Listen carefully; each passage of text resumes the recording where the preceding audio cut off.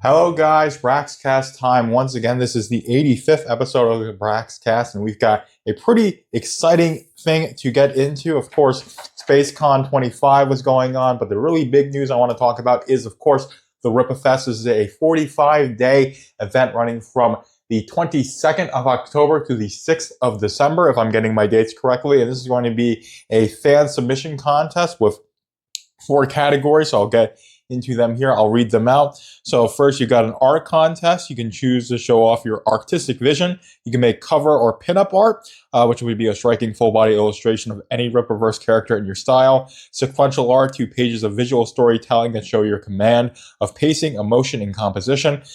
Coloring, so bring the provided Rippaverse line art to light with your own palette. 2 focuses. Kanan-style cover, Bloodroof style interior, and of course, if you go to rippafest.com, you can get those pages to color. There's also the second category, which is for, like I like to say, talentless hacks like myself. Content creation. General content creation, 10 original videos made during the 45-day window, quality over quantity. Lore creator, break down storylines, characters, or world building. Video essay creator, produce thoughtful long-form commentary of 10 minutes or more. And then commentator/streamer, cover Rippaverse topics in your own style, which is, I'd say, the first and the fourth are the ones are probably most attuned to my style. Of course, my first foray into Rippafest content was Braxcast Live that I had yesterday, even though a lot of my Braxcast Live streams, I'm talking about stuff that isn't quite Rippaverse related, but oftentimes we are talking Rippaverse stuff as well. But it's just the nature of live streaming where you just get off on all these tangents, but that's the fun of it. So the next one is the last category is music contest. Your challenge is to compose an original soundtrack inspired by a Rippaverse character of your choice. This can be a heroic anthem, a villain's theme, or a moody atmospheric track that captures their essence. The tone, tempo, and instrumentation are completely up to you. We want to hear you interpret the universe through the music. So the guidelines are to submit 1 original MP3 file, no covers, samples, or remixes of copyrighted works. Tracks must be created specifically for this contest between 60 seconds and 3 minutes long. You may use vocals or instruments. Any genre is welcome, from orchestral to synthwave to metal or lo-fi. Include the character/group name your piece represents when submitting. Music originality and emotional impact, production quality and mix clarity, how well the composition reflects the chosen character's tone, story, or energy, and overall creativity and replay value. Those are the judging criteria. And then there's going to be a fan favorite. So it's going to be in the final week. The community takes a spotlight. Fans will vote in the official Rippaverse Discord server to choose the community creator of the season. And then, of course, there are going to be some prizes as well. So for the fan art contest, it's $1,000 or $1,500 store credit commission, and then that goes $500 to $1,000 store credit, and then $250 to $750. That's content creation is going to have 4 winners, $500 or $1,000 store credit, and then fan art is basically the same as for the sequential and the colors. Does seem to be quite similar, except for that third place, a little bit more, $300 or $550 in store credit.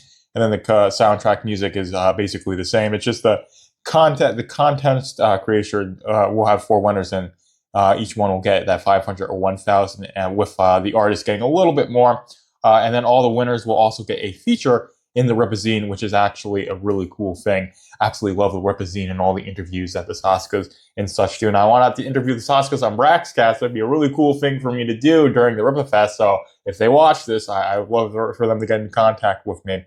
But all in all, this is a really cool thing to do. It's going to be great community engagement. I think they are in a really good spot to be doing something like this with how many books exist in the Rippaverse. Of course, there's over like 20 books if you're including all the concept art books and everything they've got in the works. So while it's still a very young comic book company, there's still a lot of stuff they have to do to get to the place where they have even like half of the amount of lore and character investment that people do have for Marvel and DC. It's certainly something that's on the way, and it feels a bit inevitable that they're going to hit their stride and really get to that point with how packed release schedule has been getting. And it's really, really cool to see them doing something like this for the fans. And of course, I wouldn't mind getting some of that cash money myself if I am deemed good enough in the content that I make with the Rippaverse content I make, which is basically all Braxcast. So I would say this is probably one of my first more formal entries is just covering this Rippafest, because this is what I do, is I just cover Rippaverse topics on this podcast in this format, and then I live stream about it as well. So if you are a content creator, it is something where you're making content already for the Rippaverse, you might as well just choose whatever category suits you the most. Just enter and then just make your regular content as you would during that month and a half, 45 days.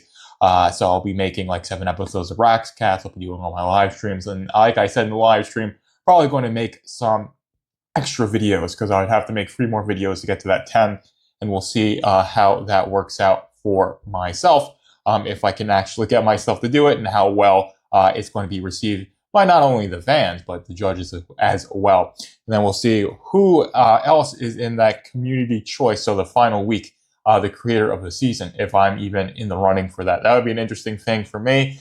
I feel like there's a decent chance I would be, but I don't want to make this all about me. Like I said, there's on stream, there's American Texan, there's the Finkening, there's Ginger Wolverine. There's a bunch of people who make Rippaverse related content, who are fans of the Rippaverse, who definitely are very deserving of that creator of the season. I'd say more so than myself.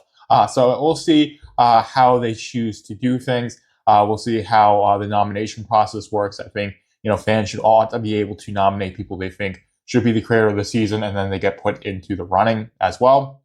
And it's going to be really cool to see all of the pinup work that's going to be done, all of the fan art that's going to be done, the sequential art that's going to be done for this as well. Because when ISOM 1 and ISOM 2 had their fan art contests, even before they were announced, there were people who were just making tons and tons of fan art. This is before we even had a single book in our hands. Now we've got a big old stack, like enough to, fill up a short box pretty decently.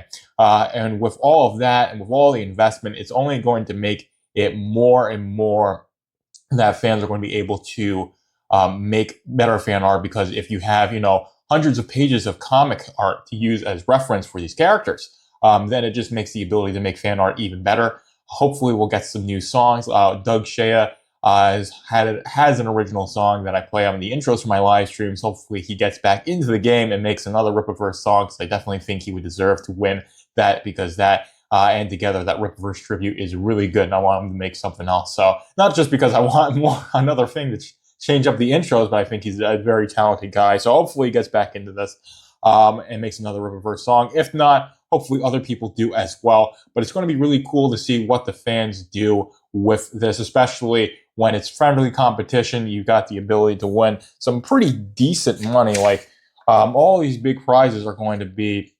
$1,000 store credit, $500, and if for the first place prizes. But even like if you're winning third place, you can get $750 in store credit. Something to laugh at. Now looking at this, probably would take that $1,000 store credit if I were to get that. I was asked that on live stream, because that, for me, with the amount of stuff I buy on Rippafest, so I can make the content for Braxcast, $1,000, my $1,000 of purchase was like, I know how much I've spent in the past. It's a big amount of money. It's probably it's definitely too much money that I've spent on Rippafest stuff. So to have something from them to hurt the nurse my wallet for a couple of Rippaverse purchases would definitely be much appreciated, especially with how much the bills are these days. But regardless, these prize tiers can be expanded. So if you get a lot of people, they might do like a 4th or a 5th place. But I think doing these third place tiers is pretty good. And I don't think it's going to be so big that you're going to have to expand these prizes, but I think it would be a cool thing if that did happen. Like I said, that feature in the Rippazine is definitely something I would love to be. I'd love to be in the Rippazine. I'd love to write for the Rippazine. Like I said, I would love to write a Rippaverse story that takes place in the Roman Empire, like Garfield was asking me on stream. So I've got all these ideas and all these things that I would love to do if I were blessed enough to work with the Rippaverse. But regardless, I am going to be participating in Rippafest. This is probably technically my second entry into the Rippafest, but all throughout this, I'm just going to be keeping the normal Braxcast content as I usually do. So not much is going to change. Like I said, probably am going to make some extra videos. They'll be like Braxcast specials. But other than that, the content isn't really going to be like that different. because I have a pretty good format. This is the 85th episode, of course. So just stay tuned for the Braxcast. We'll keep covering the news as you guys enjoy it, if you do like to watch. And of course, if there are slow news weeks, then I'll probably go into the short box and dive into what I can cover. But most likely, with how little of the year is left and how much more they have to get out, probably am going to have a lot of stuff to cover on the Braxcast. So be sure to like, comment, subscribe so you can stay tuned to everything that's going to be going on in the Rippafest. But that's all I have for this episode today. Hopefully you guys enjoyed this one. Joker is out. Thank you for tuning in to the Braxcast. Be sure to like, comment, follow, and subscribe to keep up with the Rippafest.